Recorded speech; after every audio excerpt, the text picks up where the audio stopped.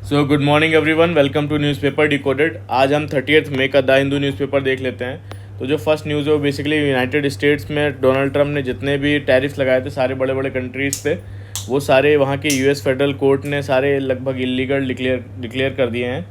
और जजेस ने कहा कि ट्रम्प ने अपने पावर का मिसयूज़ किया है। तो वहाँ का जो एक एक्ट है, international emergency economic powers act, तो उसमें जजेस ने बोला कि प्रेसिडेंट ने उसका अनलिमिटेड टैरिफ लगाने का कोई अधिकार नहीं है। और वाइट हाउस ने इस कोर्ट के डिसीजन को गलत बोला और अपील फाइल की है।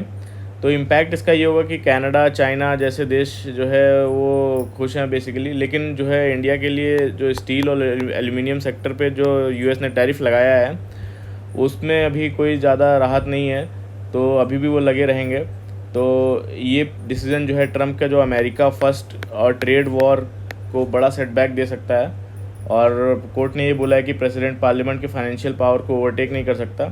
तो बेसिकली बॉटम लाइन ये है कि कोर्ट ने ट्रम्प के जो ग्लोबल ट्रेड वॉर प्लान पर ब्रेक लगा दिया है। अब देखना ये है कि अपील में क्या होता है। यहाँ पे नेक्स्ट न्यूज़ में जो यूएस ने जो इंडिया के वीज़ाज़ पे टेम्परेली पॉज कर दिया है, लगा दिया है। तो बेसिकली वो बोल रहे हैं जो उनका सोशल मीडिया स्क्रीनिंग का कॉन्सेप्ट है उसको और स्ट्रॉन्ग बना रहे हैं। सोशल मीडिया स्क्रीनिंग क्या है? बेसिकली जो भी लोग वीज़ा लेंगे यूएस में पढ़ाई के लिए, उसमें उनके सोशल मीडिया हैंडल्स पे देखा जाएगा कि वो यूएस और इजराइल के क्रिटिक तो नहीं है बेसिकली। तो इस चीज़ को और स्ट्रॉन्ग बनाने के लिए अभी टेम्परेली पॉज लगाया हुआ है। तो अब ये स्टूडेंट्स की कंसर्न ये है कि इस साल कई इंडियन स्टूडेंट्स ने यूएस यूनिवर्सिटीज़ में एडमिशन लिया है, पर अब वीज़ा डिले की वजह से उनका फ्यूचर अनसर्टन है। तो मिनिस्ट्री ऑफ एक्सटर्नल अफेयर्स ने बोला है कि हम उम्मीद करते हैं कि एप्लीकेशंस मेरिट पे कंसिडर होंगी। और 2023-24 में लगभग 3.3 लाख इंडियन स्टूडेंट्स यूएस में पढ़ रहे हैं, जो कि सबसे बड़ा इंटरनेशनल स्टूडेंट्स ग्रुप है। तो अब बेसिकली देखते हैं इसमें आगे क्या होता है। नेक्स्ट न्यूज़ उसमें बेसिकली केरला में 24 मई में को जो है एक शिप MSC एल्सा 3 जो है वो डूब गया केरला के कोस्ट से 14.6 नॉटिकल माइल्स दूर पर। तो केरला ने इसे स्टेट स्पेसिफिक डिज़ास्टर बोला है। और शिप में लगभग 12 कंटेनर ऐसे थे जिसमें हज़ार्डस मटेरियल था, और जो कि एनवायरमेंटल थ्रेट है, जैसे कि ऑयल स्पिल हुआ, ड्रिफ्टिंग कंटेनर्स और प्लास्टिक पोल्यूशन भी हुआ। और कल ही के उसमें हमने देखा था न्यूज़ में कि बेसिकली नर्डल्स भी थे। नर्डल्स जो कि माइक्रो प्लास्टिक्स होते हैं 1 to 5 mm डायमीटर के। तो ये बेसिकली ये फूड चेन में भी एंटर कर जाते हैं और एनवायरमेंटल भी थ्रेट होते हैं। तो पॉल्यूशन काफ़ी ज़्यादा, मैरीन पॉल्यूशन और कोस्टल पॉल्यूशन कर सकते हैं। तो वही अभी इसी के लिए जो है स्टेट डिज़ास्टर मैनेजमेंट अथॉरिटी इस सबको रेस्क्यू कर रही है। और बेसिकली जो तमिलनाडु और केरला दोनों अलर्ट पे हैं, क्योंकि दोनों के कोस्ट पे पैलेट्स मिले हैं माइक्रो प्लास्टिक्स। तो अब इसको बचाने का काम चल रहा है। यहाँ पे नेक्स्ट न्यूज़ में बेसिकली महाराष्ट्र में लड़की बहन स्कीम को लेके है कि अपोजिशन बोल रहा है इसका फ़ंड डाइवर्ट हुआ। तो लड़की बहन स्कीम क्या है? महाराष्ट्र में स्कीम है एक, जो कि वहाँ की पुअर वुमेंस जो हैं, जो एलिजिबल SC/ST वुमेंस हैं, उनको 1500 रुपये मंथली स्टाइपेंड मिलता है। ठीक है, अभी न्यूज़ इंपॉर्टेंट नहीं है, ये पॉलिटिकल न्यूज़ है, तो इतना हमें इसके बारे में जानना बस। टाइप का इनकम सपोर्ट है इनके लिए। यहाँ पे जो असम में जो नई आम लाइसेंस पॉलिसी को लेकर है कि जो उन्होंने कल एक न्यूज़ थी कि बेसिकली जो वहाँ के असम के इंडिजिनस और ओरिजिनल इनहेबिटेंट्स हैं और जो दूर दराज इलाकों में रहते हैं, तो उनको बेसिकली आम लाइसेंस दिए जा रहे हैं ताकि वो अपना सेल्फ़ डिफेंस कर पाएँ। और ख़ासकर उन एरियाज़ में जहाँ वो माइनॉरिटी में है और इनसिक्योरिटी फेस करते हैं। तो ये डिसीजन उन्होंने बोला था कि जाति, माती और भेदी आइडेंटिटी, लैंड और होमलैंड को प्रोटेक्ट करने के लिए लिया है। और तो ये बेसिकली वही है कि जो है इन्होंने ये क्लैरिफाई किया कि आम लाइसेंस पॉलिसी वो इंटर स्टेट बॉर्डर्स पे रहने वाले लोगों के लिए नहीं है, जैसे कि अरुणाचल प्रदेश, नागालैंड, मिज़ोरम, मेघालय, इन सब के लिए नहीं है, बल्कि ये इंडिजिनस और जो वहाँ के ओरिजिनल इनहेबिटेंट्स हैं उनके लिए है। यहाँ पे उड़ीसा गवर्नमेंट ने बेसिकली जो स्टेट गवर्नमेंट जॉब्स है उसमें एज लिमिट 32 ईयर्स से बढ़ा के 42 ईयर्स कर दी है। तो नेक्स्ट न्यूज़ है बेसिकली यहाँ पे कीजीगढ़ी एक्सकेवेशन के बारे में। कीलागढ़ी जो बेसिकली ये यहाँ पे क्या था कि तमिलनाडु की एक आर्कियोलॉजिकल साइट है जहाँ पे जो है अमरनाथ रामकृष्ण जी ने यहाँ पे जो है कोई रिपोर्ट पब्लिश की थी यहाँ की, इनसे कि देखा कि एक्सकेवेशन में यहाँ पे एक पुरानी एंशिएंट सिविलाइजेशन के बारे में इंपॉर्टेंट इन्फॉर्मेशन प्रोवाइड करता है। तो लगभग ये बोलते हैं कि जो है 2000 साल पुराना ये सिविलाइजेशन हो सकता है, जिसमें कि अर्बन कल्चर था, जिसमें स्क्रिप्ट थी, पॉटरी थी, ब्रिक्स थी, और वहाँ के लोगों का एडवांस अर्बन कल्चर दिखाता है ये। तो अब इसको संगम पीरियड से भी जोड़ा जाता है।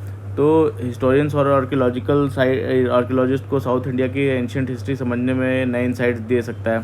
तो अब इसमें था क्या कि बेसिकली इस साइट पे एक जो है रिपोर्ट पब्लिश करनी थी आर्कियोलॉजिकल सर्वे ऑफ इंडिया को, जो इन्होंने फाइंडिंग्स की, बट वो अभी तक वो पब्लिश नहीं हुई थी।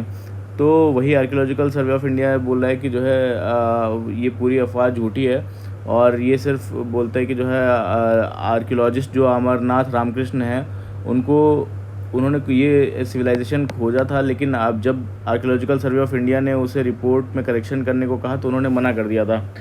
तो उन्होंने बोला कि बिना पब्लिकेशन के एक्सकवेशन का मकसद पूरा नहीं होता, इसलिए रिपोर्ट्स पब्लिश करना ज़रूरी है। तो ये पूरी न्यूज़ थी बेसिकली। तो आर्कियोलॉजिकल सर्वे ऑफ इंडिया क्या चीज़ है? गवर्नमेंट एजेंसी है जो 1861 में ब्रिटिश टाइम पे बनी थी, और तो इसका जो एम होता है वो बेसिकली जो हिस्टोरिकल मॉन्यूमेंट्स होते हैं, आर्कियोलॉजिकल साइट्स होती हैं या हेरिटेज होती हैं, तो उनको बेसिकली कंजर्व करना है ना, उन मॉन्यूमेंट्स की देखभाल करना, जैसे ताजमहल हो गया, अजंता एलोरा केव्स हो गया, कुतुब मीनार हो गया है। तो इनकी बेसिकली देखभाल करना और आर्कियोलॉजिकल एक्सकेवेशन करना और उनका स्टडी करना, है ना, कोई आर्टिफैक्ट्स और फाइंडिंग्स को प्रिजर्व करना, तो ये सब बेसिकली इनका काम होता है। फाइंड किसने किया था? अलेक्जेंडर कनिंघम ने, ठीक है, 1861 में। नेक्स्ट न्यूज़ है उसमें बेसिकली यहाँ पे साइंटिस्ट हैं जो रमन रिसर्च इंस्टीट्यूट के उन्होंने एक नया कोड डिस्कवर किया है बेसिकली। तो ये कोड जो क्वांटम मटेरियल्स के जो हिडन प्रॉपर्टीज़ हैं उनको डिटेक्ट करेगा। तो टोपोलॉजिकल इन्वेरिएंट के बारे में इसमें बोलते हैं। टोपोलॉजिकल इन्वेरिएंट क्या होता है कि स्पेशल प्रॉपर्टी होती है मटेरियल्स की, जो उनका जब शेप चेंज होता है तो वो भी उसके साथ जो है होने पर ये नहीं बदलती हैं जो उसकी प्रॉपर्टी होती है। तो इसका मतलब है कि ये स्टेबल प्रॉपर्टी है जो मटेरियल के असली नेचर को बताती है, जो शेप चेंज होने के साथ भी चेंज नहीं हो रही है। उसका इंपॉर्टेंस ये है कि आपकी क्वांटम कंप्यूटिंग में ये चीज़ फ्यूचर टेक्नोलॉजी में यूज़ होगा, एनर्जी एफिशिएंट सिस्टम्स में यूज़ हो सकेगा, फॉल्ट टॉलरेंट इलेक्ट्रॉनिक्स में यूज़ हो सकेगा। तो अब बेसिकली है क्या कि इसका फ्यूचर इम्पैक्ट यही है कि जो है पूरा क्वांटम कंप्यूटिंग और नेक्स्ट जनरेशन इलेक्ट्रॉनिक्स के लिए रिसर्च के न्यू डोर्स ओपन कर सकती है। ये क्वांटम कंप्यूटिंग क्या होती है? बेसिकली ये क्वांटम मैकेनिक्स के प्रिंसिपल पे काम करती है। तो नॉर्मल कंप्यूटर में जब हम काम करते हैं तो वो एक बार में जो बिट का स्टेट हो सकता है वो 0 या 1 हो सकता है, बट क्वांटम कंप्यूटर में जो है क्यूबिट्स का इस्तेमाल होता है। क्यूबिट्स जो कि एक ही टाइम पे 0 या 1 जो है हो सकते हैं, जिसको बोलते हैं सुपर इम्पोजिशन। मतलब ये एक टाइम पे उसका स्टेट या 0 हो सकता है या 1 हो सकता है, लेकिन यहाँ पे क्या है, एक ही टाइम पे उसका स्टेट दोनों हो सकता है, 0 और 1 भी हो सकता है।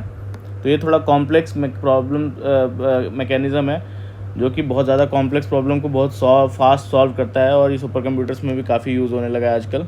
यूज़ होता है आपके क्रिप्टोग्राफी में, कॉम्प्लेक्स सिचुएशन प्रॉब्लम्स को सॉल्व करने में, है ना, आर्टिफिशियल इंटेलिजेंस में, और भी कई चीज़ों में यूज़ होता है। यहाँ पे नेक्स्ट न्यूज़ में बेसिकली यहाँ पे जो हमारे एयर चीफ मार्शल हैं उन्होंने बेसिकली बोला है, अभी जो कल एक न्यूज़ थी कि जो हिंदुस्तान एरोनॉटिक्स लिमिटेड है वो अलोन जो है वो बनाता था advance medium combat aircraft, but अभी जो है प्राइवेट सेक्टर्स को भी अलाउ किया गया है, ताकि जो है बोला गया है कि जो है अकेले HAL नहीं बनाएगा, इसको कम्पीट करना होगा जो प्राइवेट सेक्टर्स के साथ एडवांस मीडियम कॉम्बैट एयरक्राफ्ट में बनाने का। तो प्राइवेट सेक्टर्स का इन्वॉल्वमेंट बड़ी बात है, ये इन्होंने बोला। तो बोला कि जो है सिर्फ बनाना नहीं, डिज़ाइन और डेवलपमेंट भी इंडिया में ज़रूरी है।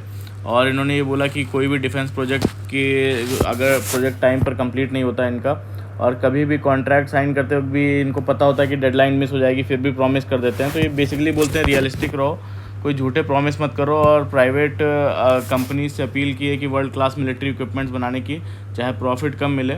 और जो है बोलते हैं कि जो है आजकल न्यू टेक्नोलॉजीज़ का सारे वॉर में इस्तेमाल हो रहा है, इसलिए हमें अपना डिफेंस सिस्टम अपडेट करना होगा। तो यही सब इन्होंने बेसिकली बोला है।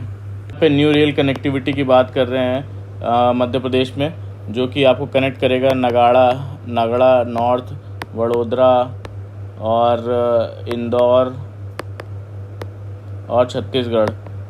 तो इसमें यही बोल रहे हैं कि बेसिकली इंटर स्टेट और रीजनल कनेक्टिविटी में बड़ा इम्प्रूवमेंट होगा, और कई सारे पोर्ट्स को भी कनेक्ट करेगा ये। कांडला है ना जो मुंद्रा में है, हज़ीरा, और ये सारे पोर्ट्स को भी कनेक्ट करेगा। तो ये बोलते हैं कि MP के लिए एक इंडस्ट्रियल फ्यूचर का इंजन हो सकता है। फिर यहाँ पे नेक्स्ट न्यूज़ जो है बेसिकली जजेस को अपॉइंटमेंट को लेके है कि सुप्रीम कोर्ट ने अपनी जो सारी वैकेंसीज थी वो फिल कर ली और जो 34 सुप्रीम कोर्ट की सैंक्शन स्ट्रेंथ है, तो सारे लोगों की जो है वो फिल हो गई वैकेंसी।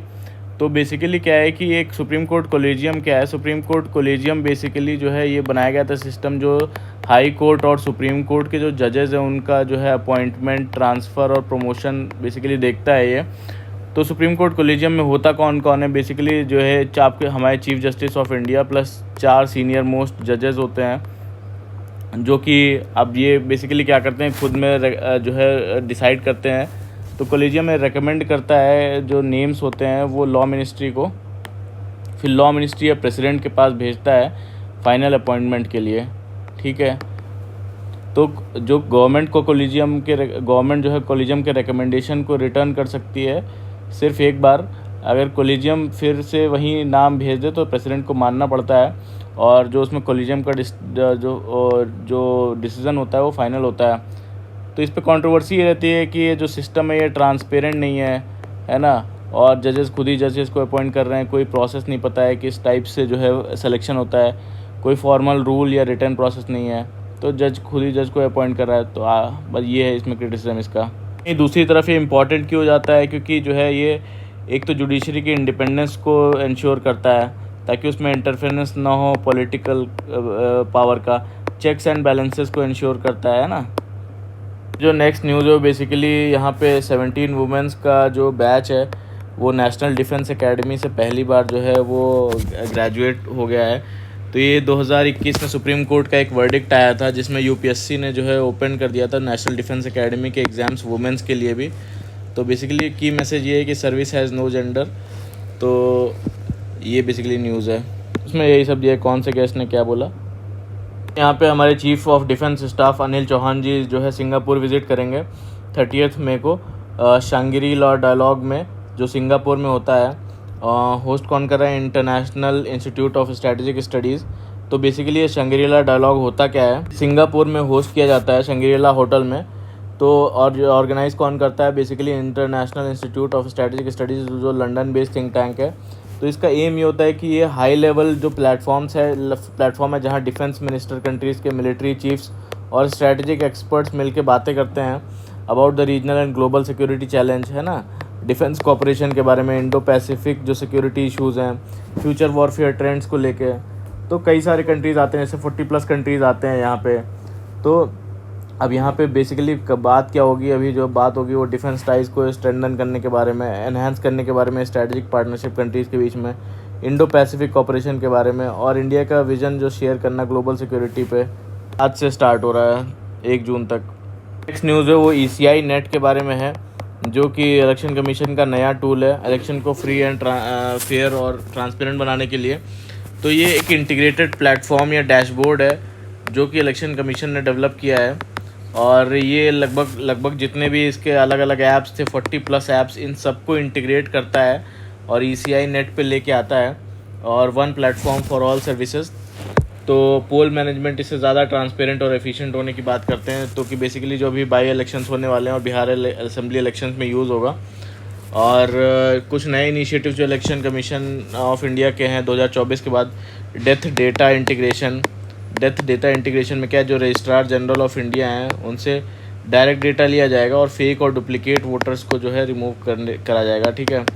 फिर उसके बाद में यहाँ पे जो ब्लॉक लेवल ऑफिसर्स हैं उनको ट्रेनिंग देंगे, 10.5 लाख।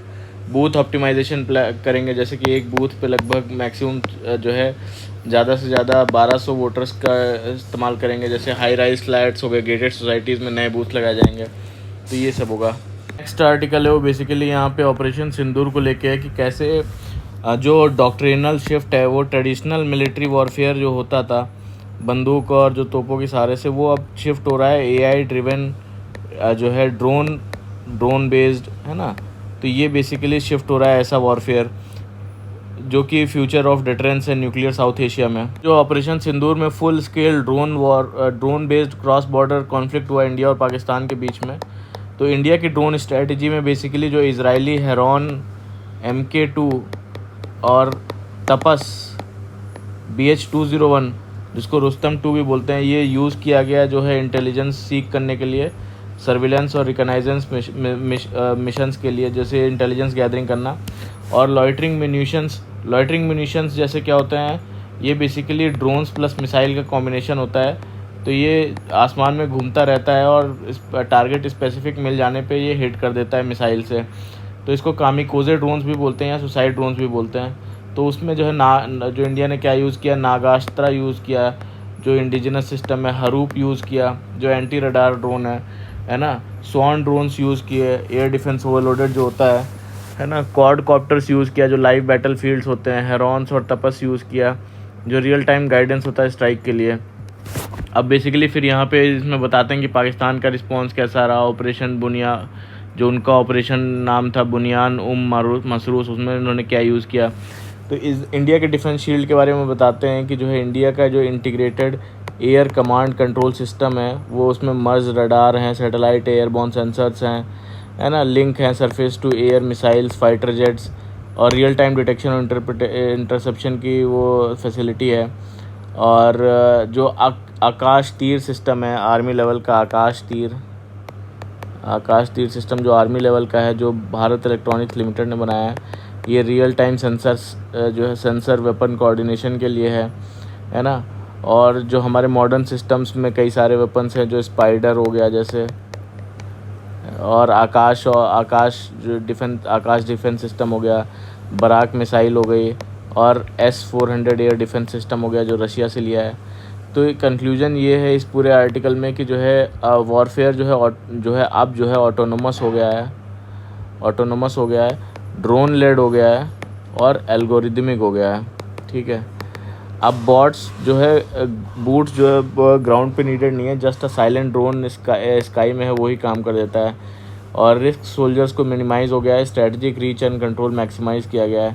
तो बेसिकली ये पूरा आर्टिकल बताता है डॉक्ट्रिनल शिफ्ट, जो ट्रेडिशनल जो है वॉरफेयर होता था उससे AI ड्रिवन और ड्रोन बेस्ड वॉरफेयर को जो शेप कर रहा है फ्यूचर का डेटरेंस जो है न्यूक्लियर साउथ एशिया में। नेक्स्ट न्यूज़ है उसमें बेसिकली सेबी ने जो है कुछ स्टेप्स लिए हैं ताकि जो इन्वेस्टर्स हैं उनको साइबर फ्रॉड से बचाया जा सके। तो अभी जो CBI ने क्या किया है, UPI पेमेंट्स जो होंगे सारे वो सिर्फ रजिस्टर्ड जितने भी बैंक अकाउंट्स होंगे उन्हीं में जा सकेगा फ़ंड, ताकि कोई फ्रॉड ना हो। और जितने भी फाइनेंशियल इन्फ्लुएंसर्स हैं, जैसे कि फाइनेंशियल इन्फ्लुएंसर्स कौन होते हैं, जो भी आपको सोशल मीडिया पे जो है कोई भी अगर अपना अकाउंट बना के फाइनेंशियल एडवाइस दे रहा है कि आपको ऐसे इन्वेस्ट करना चाहिए, वैसे इन्वेस्ट करना चाहिए, तो ऐसे इन्फ्लुएंसर्स जो बिना रजिस्ट्रेशन के गलत एडवाइस देते हैं उनको हटाया जाएगा। और सिर्फ जो वाइट लिस्टेड जो है इन्वेस्टमेंट ऐप्स हैं उन्हीं को सिर्फ प्ले स्टोर पर रखा जाएगा, बाकी सारे फेक ऐप्स को हटाया जाएगा। तो बेसिकली सेबी है क्या, सेबी कौन सी एजेंसी है? सेबी जो है इसका फुल फॉर्म है securities and exchange board of India. ये इंडिया के जो स्टॉक मार्केट होता है उसको रेगुलेट करने वाली एजेंसी है। जैसे बैंक्स को रेगुलेट करने वाली एजेंसी RBI, वैसे स्टॉक मार्केट को रेगुलेट करने वाली एजेंसी सेबी है। तो ये इन्वेस्टर्स को प्रोटेक्ट करता है और स्टॉक मार्केट को फेयर और ट्रांसपेरेंट बनाने में हेल्प करता है और फ्रॉड्स को रोकता है। तो अब न्यूज़ से तो समझ में आ गया होगा ये क्या क्या काम करता है, कैसे प्रोटेक्ट करता है, बेसिकली गाइडलाइंस इशू करके, है ना। सेबी कंपनीज, ब्रोकर्स और जो स्टॉक एक्सचेंज पर नज़र रखता है ताकि रूल्स सब फॉलो करें। यहाँ पे कल जो हमारे TCS के जो चेयरमैन हैं उन्होंने बोला था, डार्क फैक्ट्रीज़ के बारे में बोला था कि डार्क फैक्ट्रीज़ वाले स्टेटमेंट में जब इन्होंने बोला था कि ऑटोनोमस रोबोट्स और AI के बढ़ते यूज़ की बात की थी, तो उसके नेक्स्ट डे जो चीफ इकोनॉमिक एडवाइज़र का स्टेटमेंट आया। तो बेसिकली पहले देख लेते डार्क फैक्ट्रीज़ क्या। डार्क फैक्ट्रीज़ ऐसी फैक्ट्रीज़ जो विदाउट ह्यूमन इंटरवेंशन काम करती हैं, है ना। तो बेसिकली AI रिप्लेस करता है लेबर फोर्स को। तो अब बेसिकली चीफ इकोनॉमिक एडवाइज़र ने ये बोला है कि प्राइवेट सेक्टर को आर्टिफिशियल इंटेलिजेंस से ज़्यादा यूज़ करने से सावधान रहना चाहिए। उन्होंने कहा कि इंडिया को हर साल लगभग 80 लाख न्यू जॉब्स की ज़रूरत है, इसलिए कंपनीज़ को AI का इस्तेमाल समझदारी से करना चाहिए और लेबर को भी इंपॉर्टेंस देनी चाहिए। फिर यहाँ पे IOB ने, इंडियन ओवरसीज़ बैंक ने बेसिकली MOU किया है अमूल के साथ, और जो रिच प्लस उसकी अमूल की ऑर्गेनिक पार्टनर है, फार्मिंग पार्टनर, तो उसके साथ ऑर्गेनिक फार्मिंग को प्रमोट करने के लिए पार्टनरशिप की है। फिर जो नेक्स्ट न्यूज़ है वो Indian firms shift focus to local markets on tariff.